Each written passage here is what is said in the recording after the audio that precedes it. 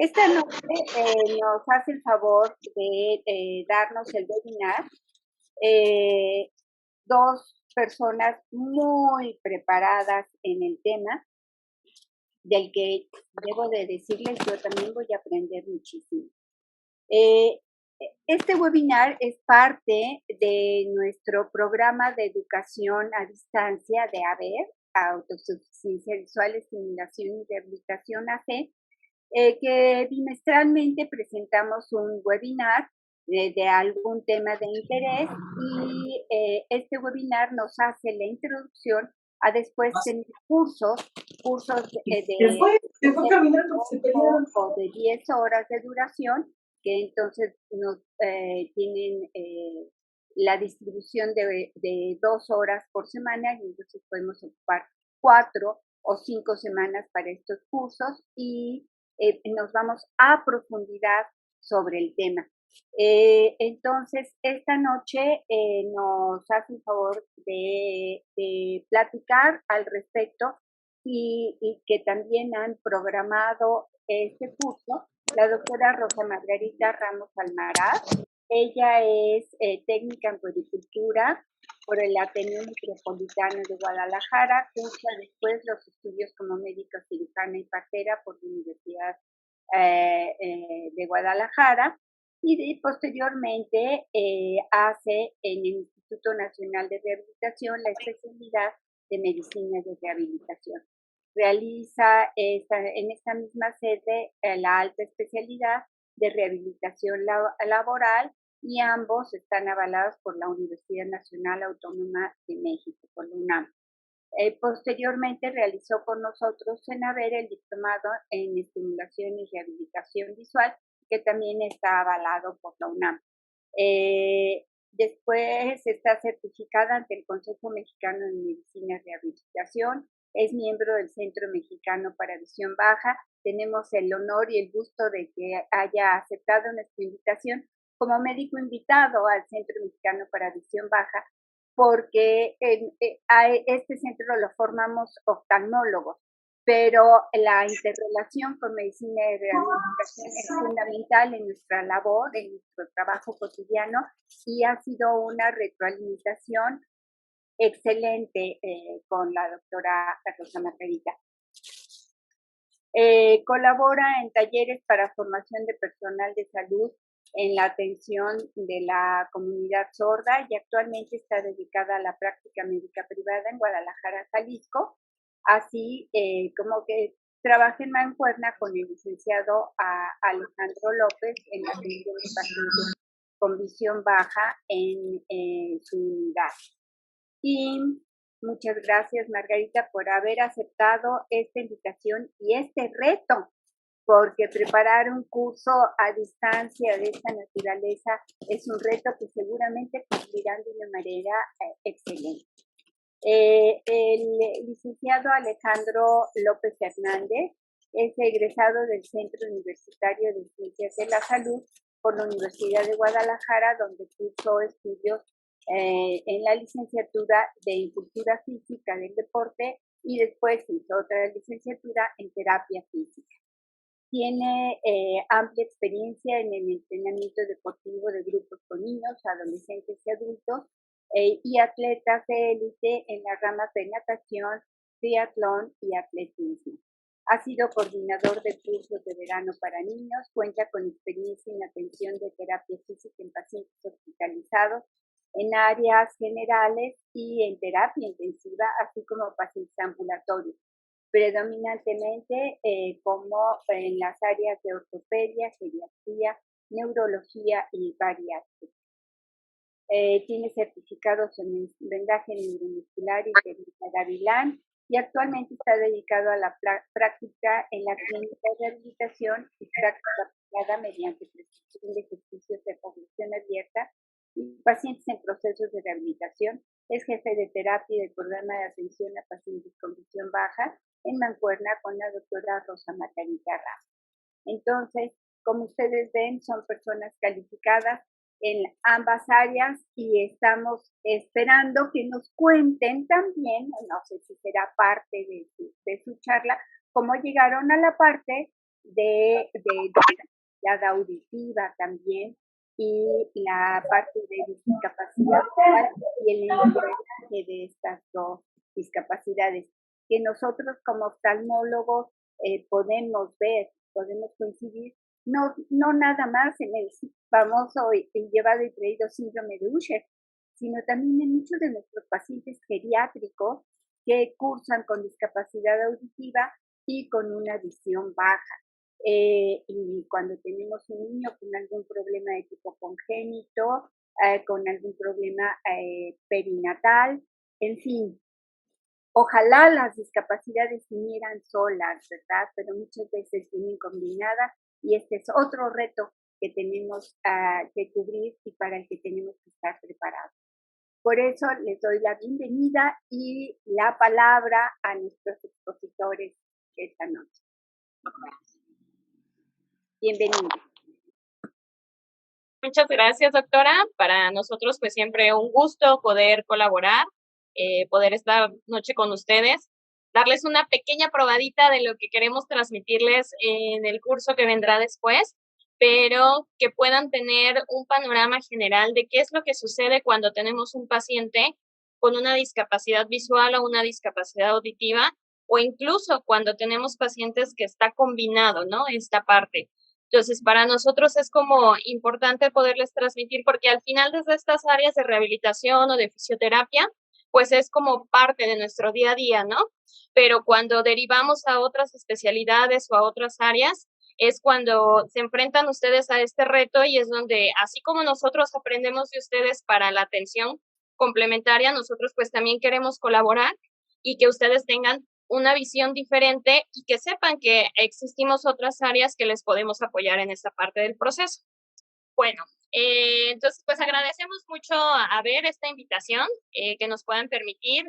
Para aquellos que no nos conocen, nosotros estamos en Guadalajara y Guadalajara, Jalisco, pues es un gusto poder compartir tanto con personas que están en la República, como ya vimos varios saludos de fuera de la República, entonces pues un gusto enorme. Y el día de hoy, como les decía, vamos a platicar de cuál es este manejo del paciente con discapacidad visual y auditiva.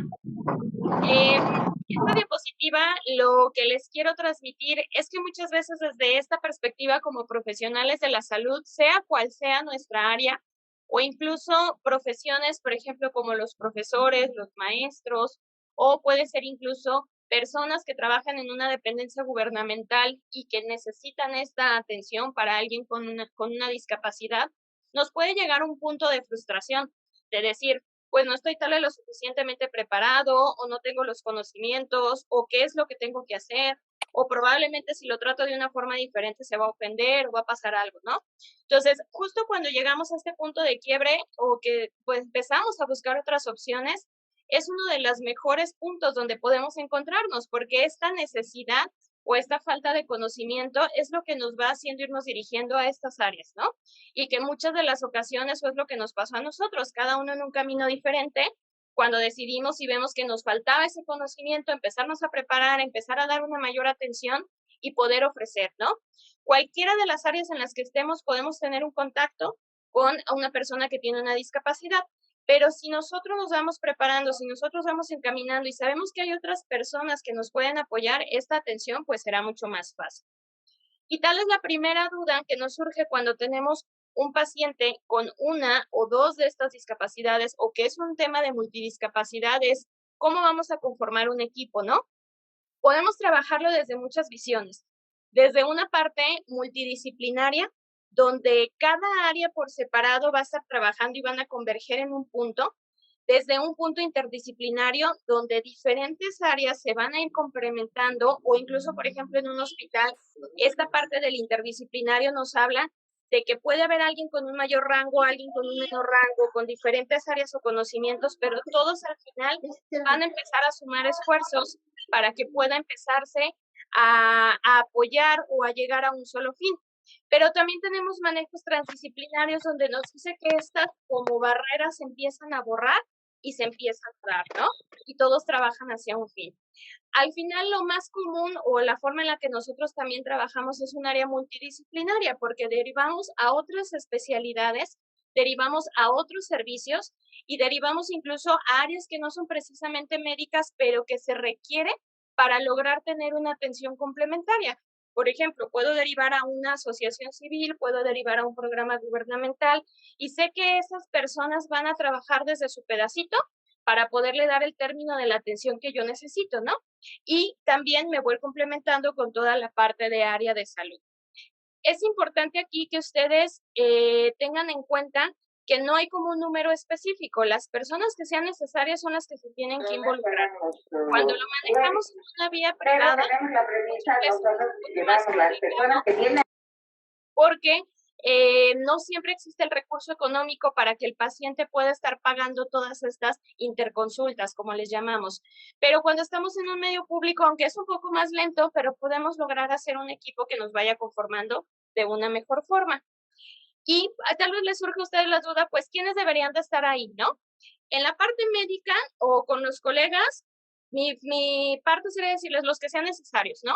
Puede ser desde oftalmología, nos puede ayudar, por ejemplo, el neurólogo, tal vez hay un traumatólogo que esté involucrado porque fue toda esta razón secundaria a un accidente.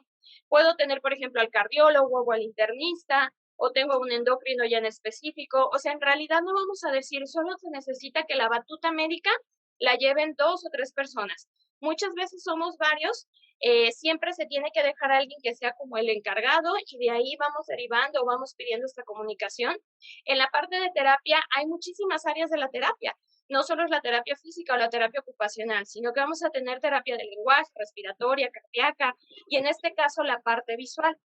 En el tema de los profesores o la educación, pues son los profesores desde todas las áreas, desde una educación básica, una educación superior, y también estos profesores que nos apoyan desde sistemas como USAER o UDEIS, que nos hablan de este apoyo también a la escuela, a esos mismos profesores, para poder atender a sus alumnos. Los entrenadores deportivos también, ellos se pueden conformar esta parte del equipo y podemos derivar con ellos y que nos estén dando un aporte extra a lo que el paciente ya está haciendo. Los optometristas también son una parte principal y muchos de ustedes como oftalmólogos que nos acompañan saben que van a tener a alguien de su equipo como optometrista y los que ya están más involucrados en este tema de baja visión saben que ellos nos apoyan también a este tema de las lupas, de las ayudas ópticas, entonces se hace esta mancuerna. Psicólogos súper fundamentales, en nuestro equipo tenemos 2 psicólogas que ellas son así nuestro frente y son quienes nos van ayudando que podamos seguir nuestra parte del tratamiento.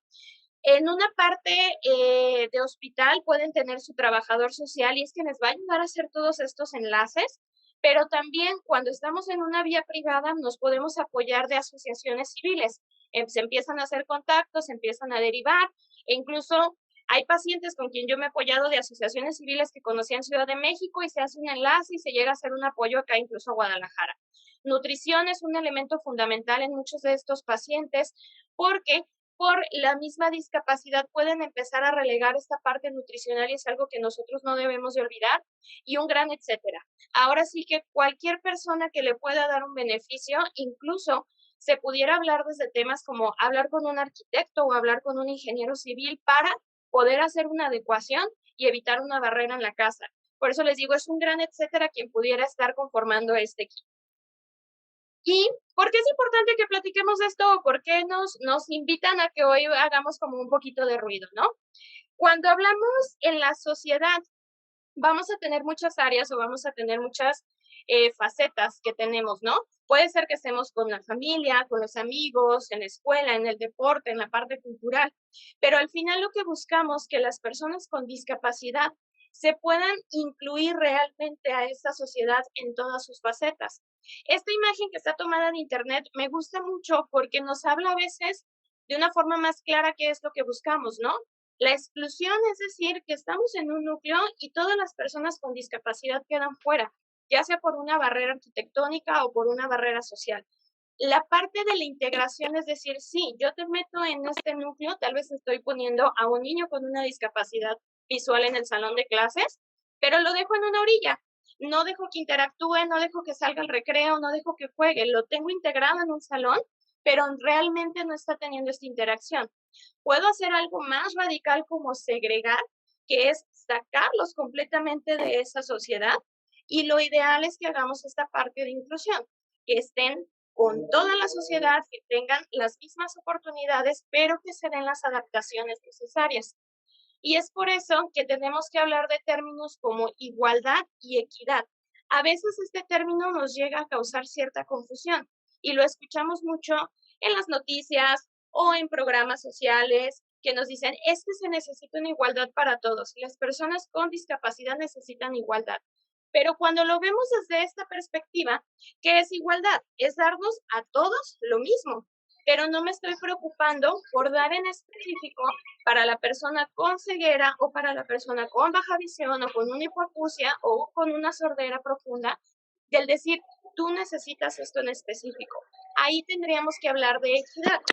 Le voy a dar una adaptación, le voy a dar una adecuación, le voy a dar una ayuda óptica, voy a dar una facilidad o voy a poder adaptar el tiempo en el trabajo. Ya no, te estoy hablando desde hace rato, no toques micrófonos, por favor.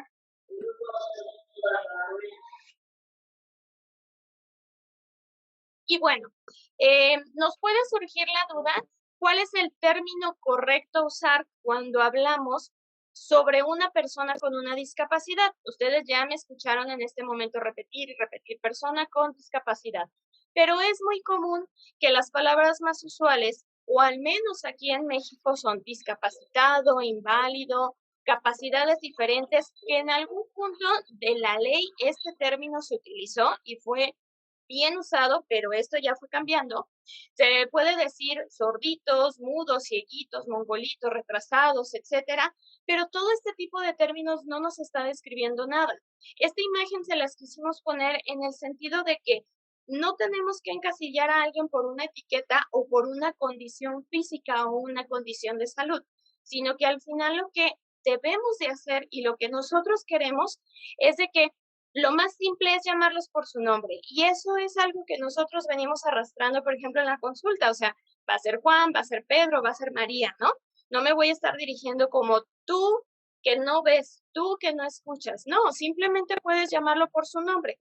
Cuando lo tengan que hacer para un término legal, para una nota médica, como en este caso que platicamos con ustedes de una forma más formal, tenemos que estar utilizando el término persona con discapacidad.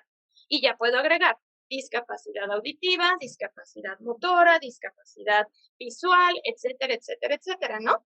O puedo decir es una persona con sordera, con ceguera, con baja visión, etcétera, ¿sí? ¿Y de dónde viene todo esto? Para nosotros como México hay una ley que es la Ley General para la Inclusión de las Personas con Discapacidad. Esta ley se remonta desde el año 2011 y ha tenido algunos cambios, algunas derogaciones y ha tenido algunos agregados. El último cambio que tuvimos fue en abril de este año. Es muy pequeño la redacción que se hizo el cambio, en realidad es muy similar a lo que venía desde 2011 en ese párrafo, pero es importante que sepamos que incluso en una ley de nuestro país existe el término correcto y usado de decir persona con discapacidad. Y esta persona con discapacidad, ¿cuál va a ser esa definición, no? Y es esa persona que puede tener por una causa congénita o adquirida una o más deficiencias. Esto es importante que lo entendamos porque estos términos como deficiencias, temporal, barreras, inclusión, igualdad, lo manejamos desde esta área en la CIF, que es una clasificación internacional para la función y la discapacidad. El hecho de que ya en una ley se utilice este tipo de lenguaje nos da esta pauta a poder decir, hey, ya estamos empezando a hacer las cosas al nivel también internacional. Y esta persona con discapacidad, aquí nos dan las pautas, puede ser física, mental, intelectual, sensorial, puede ser permanente o puede ser temporal. Y que cuando existen barreras sociales o en la escuela o arquitectónicas, etcétera, un largo, etcétera, le va a impedir que goce de esa inclusión plena y efectiva, y aquí ellos nos marcan en igualdad de condiciones. Y aquí es donde en algunas veces tenemos que hacer un cambio y hablaríamos más bien de equidad. Ahora, esto es importante que sepamos que existe una ley que nos habla o que nos va rigiendo y que nos dice, sí, tú ciudadano mexicano, en este caso, sabes que hay una ley que va a incluir a estas personas, entonces tú desde tu trinchera comienza a hacer esta parte para poderlas incluir. La mayoría de los presentes el día de hoy es personal de salud relacionado, o hay también personal docente. Pero entonces, si nosotros conocemos esta parte, sabemos que van a existir varias leyes de tratados internacionales que nos empiezan a sugerir, que nos empiezan a decir, tú tienes que darle una igualdad y una equidad en algunas condiciones. Y de ahí se van a empezar a hacer leyes más pequeñitas, hasta leyes municipales que pueden respaldar todo esto. Hay algo muy importante en uno de los tratados internacionales y por eso se los ponemos hoy, porque nos hablan de que hay una norma, que son las normas uniformes para las personas con discapacidad. Y ellas nos dicen, en el segundo capítulo vienen varios de estos artículos en que marcan los derechos a la educación, al acceso laboral, al acceso cultural, a la parte religiosa, a la parte educativa, al deporte y a la parte familiar.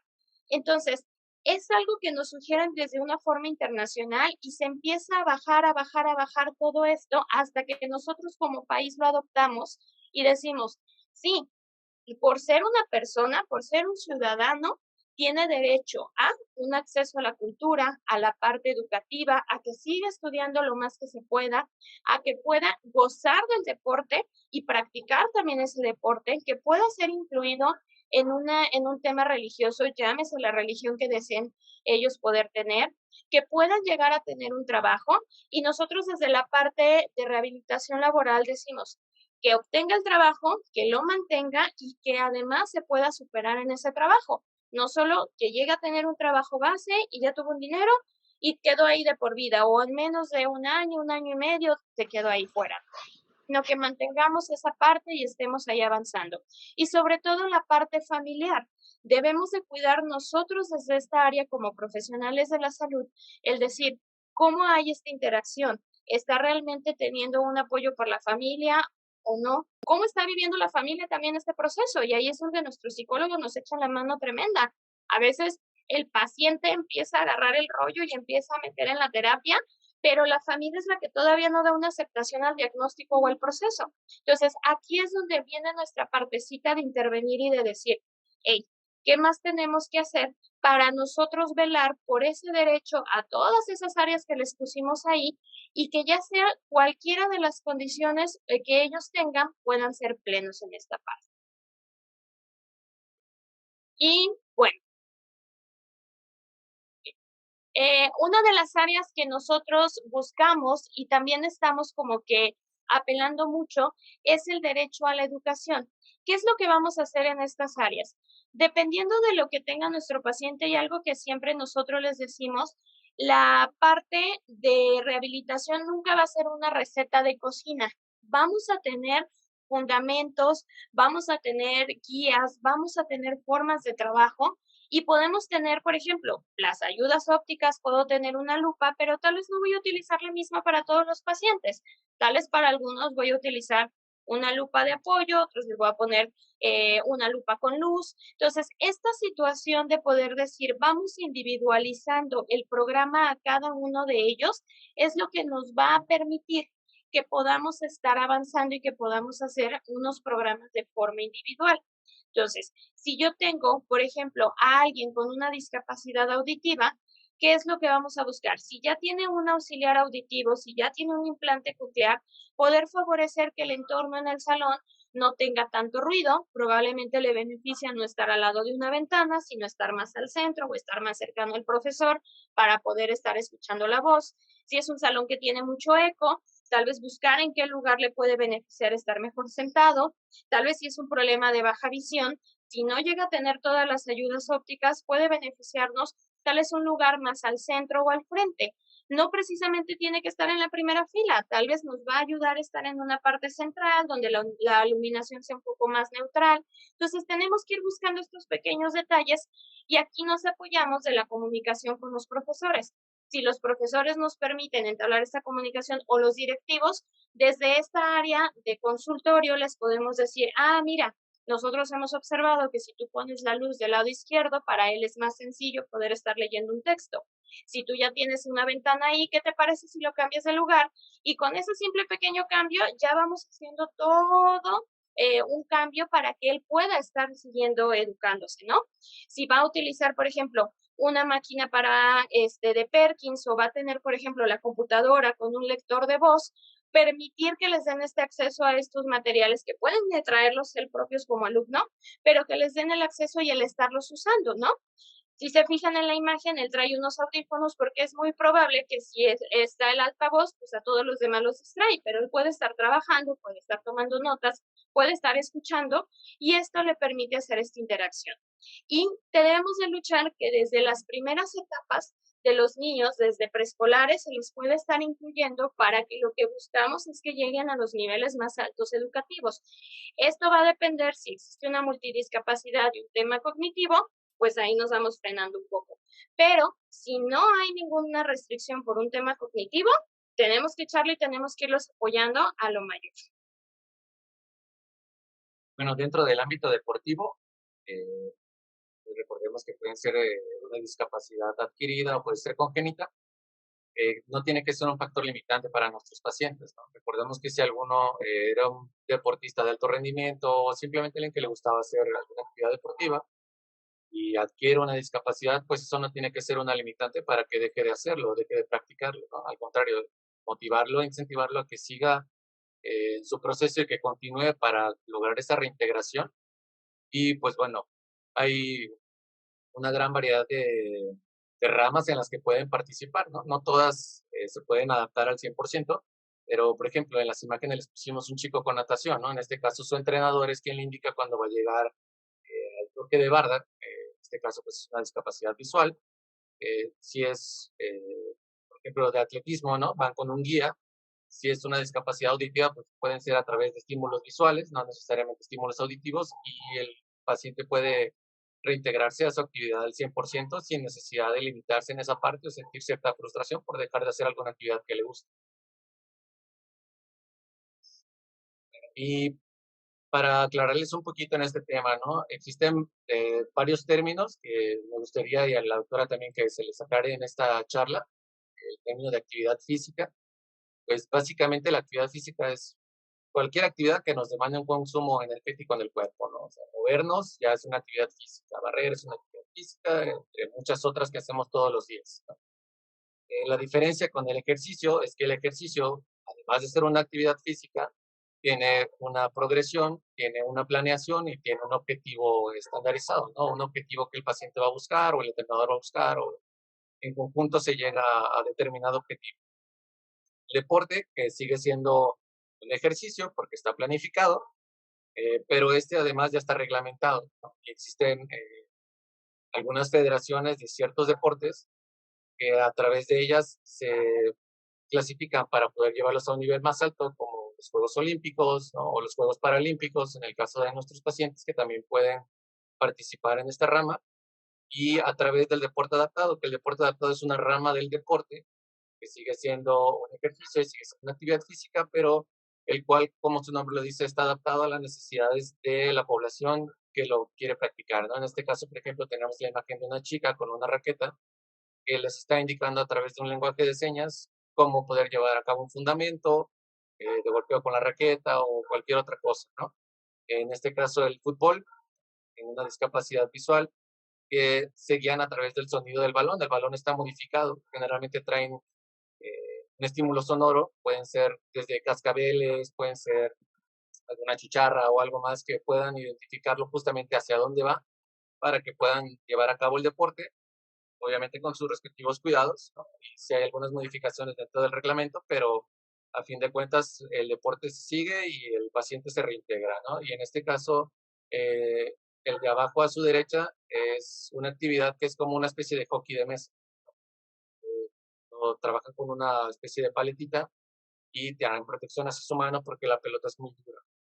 Entonces, el utilizar los gogles es para protección de los ojos propiamente, pero darles a conocer que también en esta parte de la discapacidad se puede el paciente reintegrar a sus actividades y no tiene que ser una limitante de decir, híjole, no sé, me accidenté y ya no puedo, ¿no? Al contrario, es motivarlos y llevarlos hasta esa zona donde se encontraban para que se recuperen al 100%. Dentro de lo laboral, bueno, pues hacer gestos, o nosotros en lo particular en el programa que tenemos, ¿no? Parte de lo que hacemos es reintegrar a nuestro paciente, si era un paciente productivo, hacer gestos de lo que el paciente hacía dentro de su actividad cotidiana. Por ejemplo, si se la pasa contestando teléfonos, tiene una discapacidad visual, pues hacer los gestos de levantar el teléfono, ubicar dónde está, ¿no? Hacer el marcaje o poner algún estímulo en el teclado para que pueda identificarlo, ¿no? O en este caso, si es una discapacidad auditiva, pues a través de lengua de señas, indicarle cómo qué tiene que hacer la tarea o cuántas piezas se tienen que elaborar o que sea, ¿no? Cualquier indicación que se necesite realizar. Y de ahí las imágenes que tienen con ustedes, ¿no? En este caso, tenemos una chica que parece que es telefonista, abajo que está como en un call center o cosas así. El punto es reintegrar a nuestro paciente en todas las áreas, y si tenemos un paciente productivo, igual, o sea, no tiene que ser una limitante, al contrario, se tiene que abordar para llevarlo a que vuelva a reintegrarse al 100% a su puesto, y si es una limitante muy grande, pues entonces se buscará alguna otra opción, pero que siga siendo en un área y una edad productiva, no sea una limitante como tal. Y la parte social es algo que también nos interesa mucho y que también vamos buscando, y nosotros en el programa de trabajo también siempre lo incluimos. Es con esa parte de, ¿y cuándo fue la última vez que salió a tomar su cafecito, no? O cuándo fue tal vez, por ejemplo, al cine o salieron a comer con la familia, o cuándo visitaste a tus amistades, ¿no? Desde ahí partimos y platicamos siempre como la frecuencia en la que hacían anteriormente esas actividades, y vamos buscando como que ir sacando esta cuestión, sobre todo cuando son pacientes jóvenes. Incluso ahorita tenemos una paciente que la hemos motivado y se va también de fiesta, se va a cenar con las amigas, ella tiene un tema de baja visión, pero esta cuestión de poder decir, te reintegras a la vida que tú estabas teniendo con tu nueva adaptación, con tu nuevo, pues tu nueva aceptación también de tu vida, pero no dejamos de lado. Puede haber grupos que sean un poco más fuertes, por ejemplo, la comunidad sorda es muy fuerte en ese sentido. Entre ellos, como muchas veces llega a haber esta exclusión de parte de nosotros como oyentes, en que no sabemos una lengua de señas, por ejemplo, mexicana, o cada quien respecto en su país, ellos hacen núcleos bastante fuertes entre ellos y salen de paseo, van a comer, que cuando uno ya empieza a interactuar con esta parte, pues te dan esa aceptación y te permiten entrar ahí, ¿no? Pero incluso es lo que vemos ahí en la foto, es un grupo de personas que lo más probable que todas tienen una ceguera o pueden tener una baja visión muy profunda, y que ellos se sienten más seguros, están trabajando entre ellos, ¿no? Se están guiando entre ellos. Y ahí es donde nosotros tenemos que empezar a dar estas pautas y decir, ok, no solo necesitas estar en un grupo o en otro, tú lo ideal en esta inclusión es que tú te puedas mover con esta libertad entre estos dos panoramas, ¿no? Es importante que en la parte social nosotros también le recalquemos que si ya dejamos una ayuda óptica, como se ve en la imagen superior, se está utilizando una lupa electrónica, un magnificador, se están utilizando también unos filtros amarillos. Si ya es algo de parte del día a día, irlos fortaleciendo a que los utilicen en todas las situaciones, porque muchos de ellos nos apoyan, por ejemplo, oftalmo, optometría, se hace esta parte de decir, va a llevar este lente, lo utilizan con nosotros en la terapia y salen de la terapia y se quitan los lentes. Es como de, no, espera, es que esto ya va a ser parte del día a día, ¿no? Para que salgas. Por eso te digo, o sea, yo sí sé que es tener una adicción. Puedan estar, por ejemplo, teniendo esta parte de decir, voy a salir un café y ya con el uso de mis lentes yo voy a estar pidiendo mi propio café, ¿no? No voy a necesitar que alguien más me esté leyendo el menú para yo hacer una elección. Que eso es algo que nos ha pasado con los pacientes. Les decimos, oye, ¿cuándo fue la última vez que saliste por una nieve, por un café? No, es que prefiero no salir porque yo no veo, ¿no? Yo no veo el menú o no hay alguien que me pueda entender. Entonces, el preocuparnos por estos pequeños detallitos es lo que nos va a ayudar a que esta parte social, y de lo social se va a poder dar la parte cultural, también la parte religiosa, la parte familiar. Entonces, es muy importante que en la historia clínica nosotros preguntemos algunos de estos hábitos. Yo siempre les hago a forma de broma, que les digo, los médicos somos bien chismosos y además yo le voy a hacer preguntas bien raras que no le han hecho, ¿no? y se llegan a reír en esa parte, dicen, ¿por qué? Ahorita va a ver, ¿no? Y preguntar este tipo de cuestiones como, ¿cada cuándo salía por un café? ¿Y quién va a la tienda? Y más o menos cuánto carga de peso, ¿no? Son preguntas que a ellos les saca de foco en decir, ah, caray, esto no me lo había preguntado otro médico, ¿no? ¿Cuántos escalones tiene? ¿Qué tan altos? Y eso nosotros lo sabemos en rehabilitación, que una de las primeras cosas que te enseñan el primer año, preguntar cuántos escalones, ¿hay barandal? ¿No hay barandal en las escaleras? ¿Los puedes subir solos? ¿Tienen antiderrapante? ¿No tienen? Todo este tipo de detalles que pueden parecerles como absurdos para otras áreas o para personas que no nos conocen, para nosotros nos da un cúmulo de información que nos va a permitir el decir, ok, no es lo mismo un paciente que me diga, vivo en una zona que está todo pavimentado, a alguien que nos ha llegado a pasar que nos dicen, es que yo vivo a las afueras de la ciudad, donde no hay terrenos que no están pavimentados o hay terrenos que puedan estar con empedrado, o sea, con piedras, y decir, ¿cómo te voy a adaptar ahora con un tema visual para que puedas estar caminando y tú seas independiente, ¿no? Entonces, todo esto es lo que ustedes tienen que ir formando desde las áreas, desde niños hasta donde podamos llegar. Porque lo que buscamos al final de cuentas es que se pueda hacer una interacción en toda la sociedad y que se pueda hacer una completa integración y una inclusión. Que no podamos estar diciendo, ah, es que él tiene esto, ella tiene aquello, sino que todos seamos parte de un conjunto y podamos ir caminando poco a poco. Y qué mejor que desde estas áreas de salud también nosotros digamos, oh, mira, hay otro profesional que me puede apoyar, que me puede brindar. Y justo eso platicábamos con la doctora Medina. Empezamos a interactuar con otros colegas que me dicen, ah, es que ya le detecté que por la edad no ve tan bien. ¿Qué te parece si te lo mando? Perfecto. Yo trabajo la parte de orientación, de movilidad, de fuerza, pero también se lo derivé a oftalmo para que ellos me hagan un diagnóstico, ¿no? Me lo regresan, seguimos trabajando, estamos trabajando temas cognitivos, temas de coordinación. Entonces, ahí es donde vamos como haciendo toda esta parte. Y lo que nosotros les queremos invitar o les queremos como platicar un poco más es de que vamos a desmenuzar un poco más esta información en el próximo curso y lo que queremos es transmitirles qué hacer en específico cuando tenemos un tema propio de discapacidad visual con todo el abanico, desde una baja visión hasta una ceguera, qué vamos a hacer en una discapacidad auditiva, desde el abanico de una hipoacusia leve hasta una sordera. ¿Y qué vamos a hacer cuando tenemos esto combinado en una sordoceguera o en una discapacidad múltiple? El programa está planeado en 4 clases, donde queremos ahorita darles un poquito o algunos tips.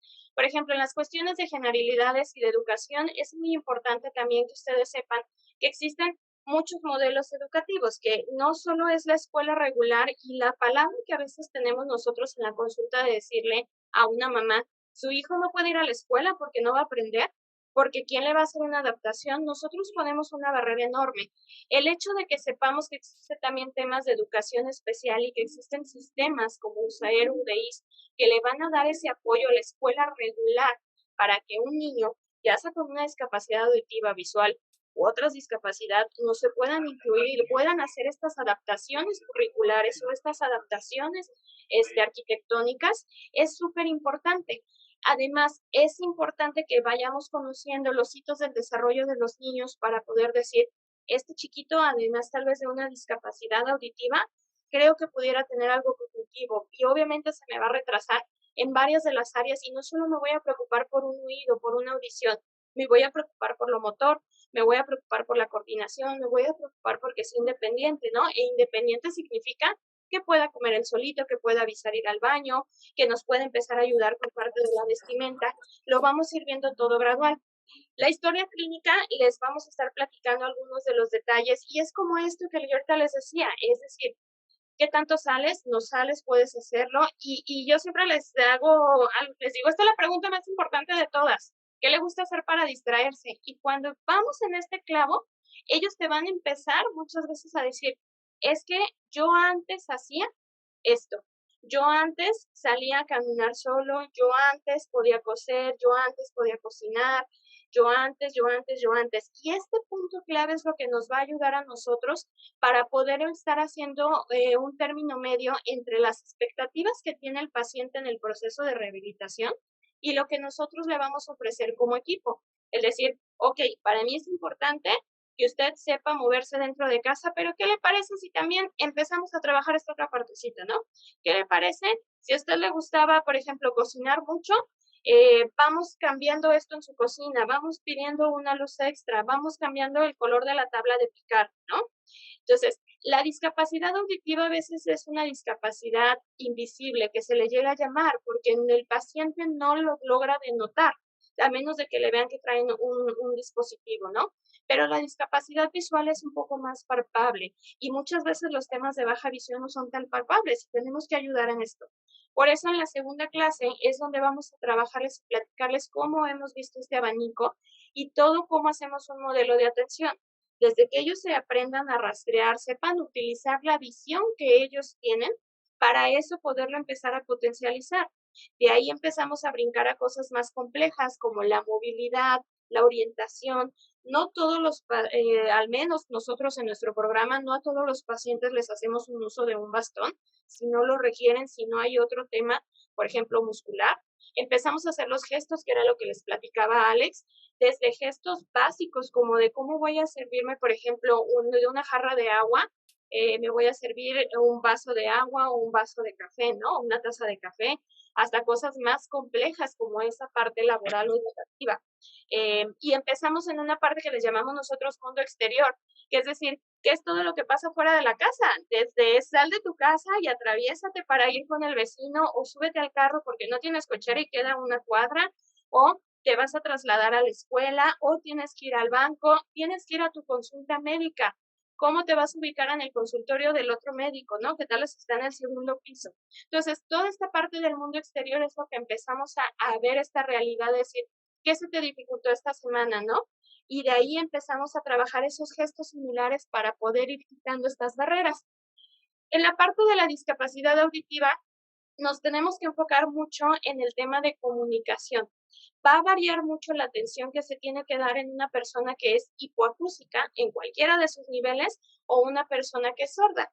Y una persona también que es sorda o que tiene una hipoacusia profunda, que sabe un tema o sabe una lengua de señas, a alguien que sabe solo una lengua casera, va a ser muy diferente la interacción que vamos a tener. A veces erróneamente creemos que las personas sordas por default saben español, lo saben leer. Si yo se lo pongo en un papel, pues así me comunico, pero no es así. Tienen que adquirir el español como una lengua secundaria porque su primera lengua va a ser la lengua de señas. Entonces, el poder identificar en qué nivel de comunicación está el paciente nos va a permitir a nosotros poder dar una verdadera interacción. Y el poder cambiarle a un paciente el llegar a una consulta y empezarte a comunicar en una lengua de señas, les cambia el chip para ellos y también les da esa tranquilidad de decir, ok, no necesito un intérprete al lado, si me estás apoyando, me estás entendiendo y me estás brindando lo que yo necesito, ¿no? Y con ellos hacemos lo mismo, que viene la parte del mundo exterior. ¿Qué tips, cómo le vas a pedir a alguien que es oyente el que pueda voltear contigo, que te hable un poco de frente, que pueda tener, por ejemplo, un poco más de gesticulación para poder entender? Y vamos a tener una práctica pequeñita de lengua de señas mexicana. En este caso, algo, ahorita aprovechando que hay muchas personas internacionales, cada país tiene su propia lengua de señas. No es como tal, como el sistema braille que vamos a utilizar, sino que aquí hay uno para cada país. Entonces, bueno, los que nos acompañen van a aprender algunas señas mexicanas, que lo que queremos es que empiecen a conocer este mundo, les empiece a entrar la espinita para que después tengan una preparación completa. Y en el tema de la multidiscapacidad, vamos a platicar qué es lo que sucede cuando no solo me estoy enfrentando, y bien lo dijo la doctora Medina, no solo me enfrento a que tales me envían a mi paciente geriátrico con un tema de baja visión, me enfrento a que ya no escucha o tal vez tiene un problema desde mucho antes o también tiene un tema cognitivo, un tema motor. ¿Qué voy a hacer cuando me enfrento a todas esas situaciones y cómo voy a poder empezar a hacer esta parte de adaptaciones para que sea un poco más sencillo? Platicaremos un poquito de qué tecnologías mexicanas existen ya en el mercado, cuál es la forma de acceder a ellas, qué podemos tener incluso más a la mano en un dispositivo móvil o qué tenemos que comprar.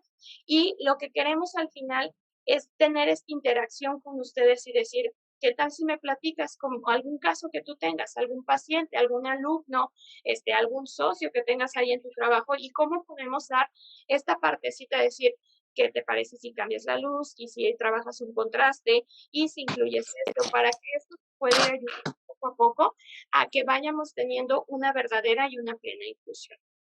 Entonces, pues los esperamos en el mes de septiembre. Vamos a estar 4 miércoles con ustedes. Vienen los datos de contacto aquí. Se pueden contactar directamente con Comunicación de Avero, con la doctora Medina.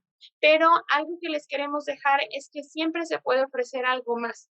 Simplemente tenemos que conocer a nuestro paciente, a nuestro usuario, para que de ahí se puedan derivar las interacciones o las adaptaciones necesarias para que ellos sean plenos y que no solo es decir, quiero solo que se sienta bien en el consultorio, sino que vamos a buscar toda una rama social para que ellos puedan interactuar y se puedan incluir.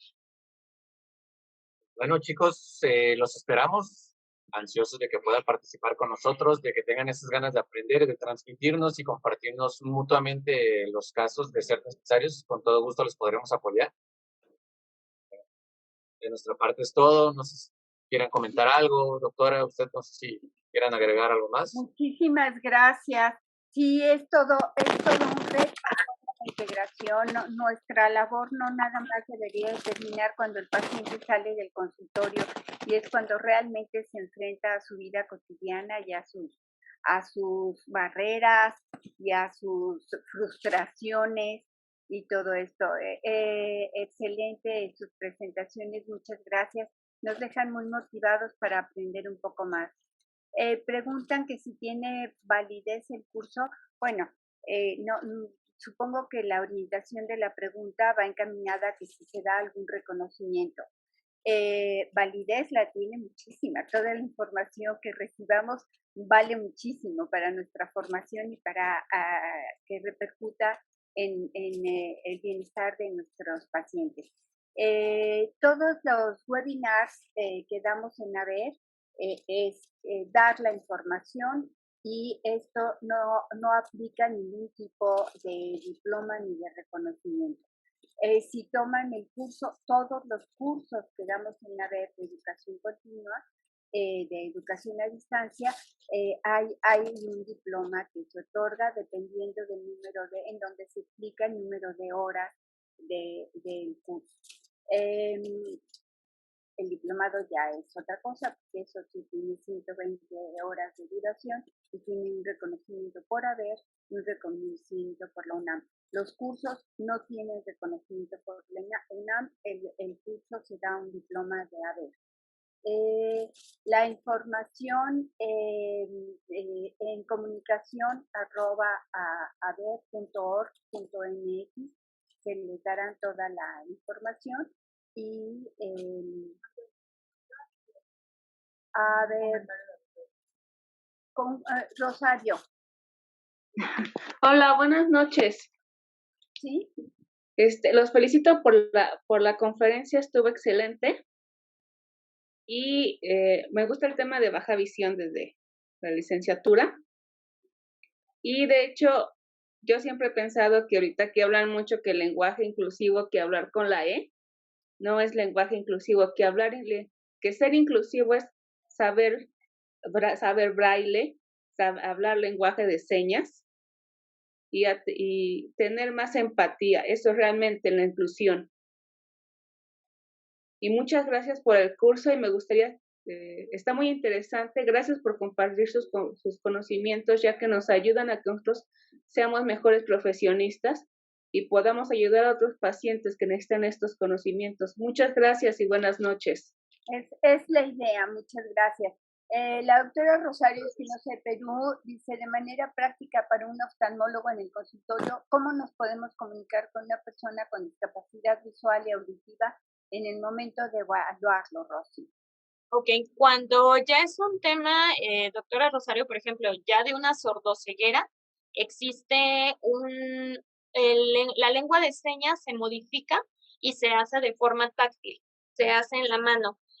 Ahí sí, incluso para alguien que es practicante de lengua de señas, es un poco más difícil. Ya ahí nos apoyamos a veces en las familias y no se tiene el conocimiento. O incluso lo que llegamos a hacer nosotros, por ejemplo, cuando no es un tema total de una sordoceguera, por ejemplo, una hipoacusia, podemos trabajarlo con pictogramas. Entonces empezamos a explicarles qué es lo que vamos a hacer, ¿no? O a veces, por ejemplo, decir, ahorita yo voy a platicar con él, ¿no? Empezar a hacer un lenguaje burdo o empezar a explicar con un pictograma de dos personas que están ahorita platicando, que están tomando nota, ¿no? O después, ¿cómo voy a revisar? Con los niños lo hacen, o al menos nuestra parte lo hacemos mucho por imitación. Es decir, permíteme, papá, hacer las cosas contigo para que él lo pueda ver y después explicarle que voy con él, ¿no? Entonces, es mucho más sencillo y se tiene que ir viendo como esta parte de la interacción. Cuando se trata del tema de sordoceguera, yo ahí sí les aconsejo que sí sea con el apoyo de un intérprete, a veces conociendo previamente. Por ejemplo, de hecho, por aquí vi que está nuestra intérprete Natalia, que nos va a apoyar en el curso, y se tiene que trabajar de una forma diferente para poder lograr esta comunicación. Muchas gracias. ¿Alguna otra pregunta? Pues muchísimas gracias a todos los asistentes. Espero que hayan tomado algunos tips de información que son importantes, que esto nos amplía nuestras miras y nos quita las limitaciones que muchas veces tenemos al respecto. Y quiero decirles que creo que a veces, como profesionistas de la salud visual, hablo por mi parte, enfrentarnos a un paciente con discapacidad múltiple como que hasta nos da un poco de susto y de miedo y decimos, ay, ¿cómo le vamos a hacer? De tal manera que siempre podemos aprender algo y siempre podemos mejorar nuestra atención con los pacientes para mejorar su calidad de vida. Pues los esperamos a todos en comunicación o en contacto @haber.org.mx para seguirles informando de los webinars y estaremos al pendiente para vernos el 7 de septiembre. Que estén muy bien, buenas noches a todos y muchas gracias por acompañarnos.